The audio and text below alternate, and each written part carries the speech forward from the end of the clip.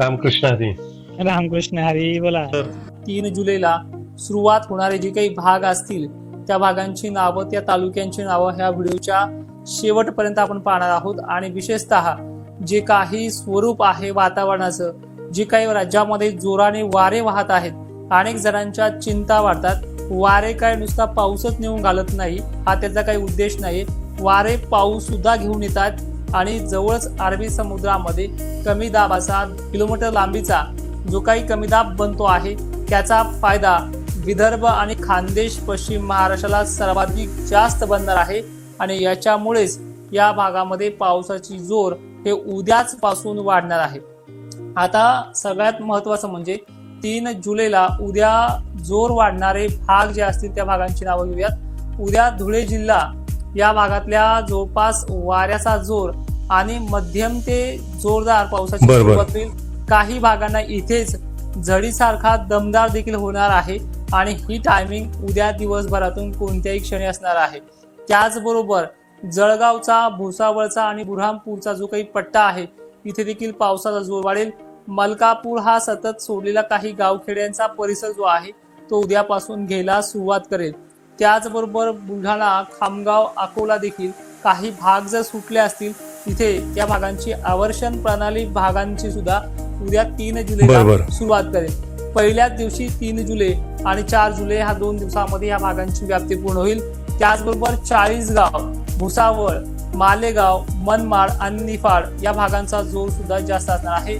नंदुरबार, शहाद्याची जवळपास 70 ते 80% व्याप्ती ही या पहिल्याच दिवशी या खानदेशच्या ऊर्जा कोपऱ्याची देखील असणार आहे. श्रीरामपूर, अहिल्यानगरचा परिसर, पैठण आणि गंगापूरला जे काही सातत्यानं सोडलेले भाग होते, गंगापूरचा समावेश याच्यामध्ये काही प्रमाणात आहे, पण पैठणमध्ये असे काही गाव आहे, डाकेफळ वगैरे सर्कल, या भागात सुद्धा प्रामुख्यानं हा पाऊस वाढणार आहे. पैठण बरोबरच अंबडला घेतलेल्या भागांपैकी सुद्धा सोडलेल्या भागांना घेण्यासाठी हा पाऊस चांगल्या पद्धतीनं दमदार हजेरी राहू शकतो आणि याच्यामध्ये वारे सुद्धा आहेत. पण ढगांचा जो काही आकार आहे तो आजकाल ह्या 2 दिवसात जो झाला नाहीये तो उद्यापासून या भागांना वाढणार आहे. आणि विशेषतः ही माहिती तुम्ही इतरही शेतकऱ्यांपर्यंत पोहोचण्याचं काम करा. 2 वर्षापासून या चॅनलवरती काम करतोय, तर ह्या चॅनलचे 100K सबस्क्रायबर पूर्ण करण्याचे मी आज वैयक्तिक तुम्हाला बोलतो आहे, ते आपल्याला करायचे आहेत. आंबड, जालना, सिंदखेड राजा आणि देऊळगाव राजाला सुद्धा या सोडलेल्या भागांपैकी आणि घेतलेल्या भागांना सुद्धा परेशान करण्यासाठी हा पाऊस वाढणार आहे. मात्र याच्यामध्ये सर्वाधिक जास्त पद्धत जी पावसाची आहे ती नाशिक जिल्हा, पश्चिम, उत्तर आणि पूर्व हे भाग असतील. भोकरदन, जाफराबाद मध्ये सुद्धा अवर्षणग्रस्त भागांना सुद्धा याच्यामध्ये दिलासा मिळणार आहे. त्यानंतर बुलढाणा, खामगाव, अकोला, कारंजा, लाड, वाशिम, पुसद, हिंगोली, यवतमाळ पर्यंत याची मजल बऱ्यापैकी ते चांगल्या पद्धतीने जाऊ शकतो आणि याचा जोर जो आहे तो उद्या 3 जुलैला दुपारनंतर ते संध्याकाळच्या 8-9 वाजेपर्यंत वाढण्याची शक्यता आहे. परभणी, सेलू, मानवत, पाथरी, बिडसा, गेवराई पट्टा, शहागड पट्टा, अहिल्यानगरचे मात्र उत्तरेकडील भाग बऱ्यापैकी आहेत. त्यानंतर हा पट्टा सध्या पाहिलं आपण नांदेडचा उत्तरेकडील भाग म्हणजे यवतमाळ परिसराकडे जास्त प्रभाव टाकेल आणि संध्याकाळी मध्यरात्रीपर्यंत चंद्रपूर सुद्धा बऱ्यापैकी घेणार आहे. हा 3 जुलैचा जवळपास हा पाऊस आपण या पद्धतीनं वर्तवण्यात केलेला आहे. बीड जिल्ह्याचे सुद्धा मादळ मोहीमध्ये दमदार पावसाचा सुरुवात होईल. पहिल्या दिवशी पेरणी हा पाऊस असणार आहे कारण की यामध्ये वाऱ्याचा जोर मात्र जास्त असेल. बीड, गेवराई खालचे जे काही परिसर आहेत म्हणजे माजलगाव पट्टे, वडवणी पट्टा, गंगाखेड, परळी पट्टा, नांदेड, बसमत हा 3 जुलैच्या रडारवरती मात्र मध्यरात्रीपर्यंत असणार आहे. आणि अहिल्यानगरला सुद्धा दमदार पावसाला सुरुवात होईल. म्हणजे एकंदरीत पहिल्या 3 जुलैला खानदेश, विदर्भ आणि मराठवाडा अर्धा निम्मा, पश्चिम महाराष्ट्र अर्धा निम्मा अशा प्रकारचं स्वरूप हे 3 जुलैचं आहे. यामध्ये 4 जुलैला जवळपास मालेगाव, निफाड, धुळे, जळगाव हा जो की परिसर जो आहे तो भुसावळ हे देखील पट्टे ह्या 4 जुलैला जबरदस्त आपल्या प्रभावाने पावसाची बॅटिंग करणार आहेत. यामध्ये जवळपास सर्व तालुक्यामध्ये 4 जुलै म्हणजे शनिवारपर्यंत हा भाग येतील.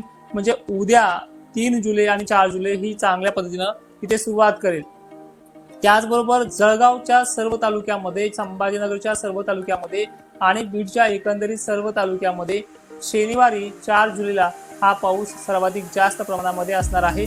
आणि येणाऱ्या तारखेपर्यंत तुम्हाला 5 तारखेपर्यंत हे सगळं कंडिशन समजून जाईल। मराठवाडा आणि विदर्भाचा जवळपास पेरणी केलेला भाग सुद्धा आणि पेरणीचा राहिलेला भाग सुद्धा यामध्ये बरा असेल, पण एक विनंती आहे की पाऊस पडल्यानंतरच पेरणी करा, चांगली ओल होऊ द्या, कारण की वातावरण जे आहे ते पूर्ण वाऱ्याचं आहे।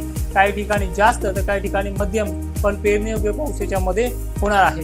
पश्चिम महाराष्ट्र घाटमाथा सांगली सोलापूर कोल्हापूर पुणे या परिसरात मध्यम ते दमदारच पाऊस असेल।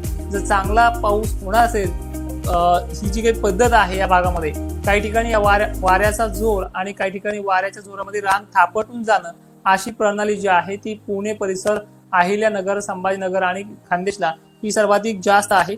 त्यामुळे या भागातल्या शेतकऱ्यांनी कमीत कमी 5-6 तारखेपर्यंत पाणी पडल्याच्या नंतर तो मग सातारा विभाग असू द्या, दक्षिण भाग असू द्या, याच भागातल्या शेतकऱ्यांनी पेरणीचा निर्णय घ्यायचा। तोपर्यंत आपल्या शेतामध्ये कोरडं रान आहे तर पेरणीचा निर्णय घेऊ नका। सोलापूरला सुद्धा शनिवारी जोर वाढणार आहे।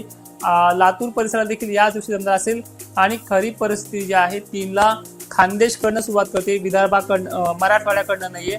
जो दक्षिणी भाग आहे, जो दक्षिण मराठवाडा आहे यांच्याकडे म्हणजे जवळपास लातूर, सोलापूर, सांगली, धाराशिव या पट्ट्यामध्ये हलकाशे थोडे सटकारे राहतील, पण जे काही उत्तरेकडे गेवराई पासून विदर्भाकडे म्हणजे गेवराई ते बुलढाणा या जो मधला पट्टा आहे तो उद्या संध्याकाळपर्यंत दिवस मावळपर्यंत सक्रिय असेल आणि पश्चिम महाराष्ट्राकडून विदर्भाकडची मजल सर्वाधिक जास्त आहे।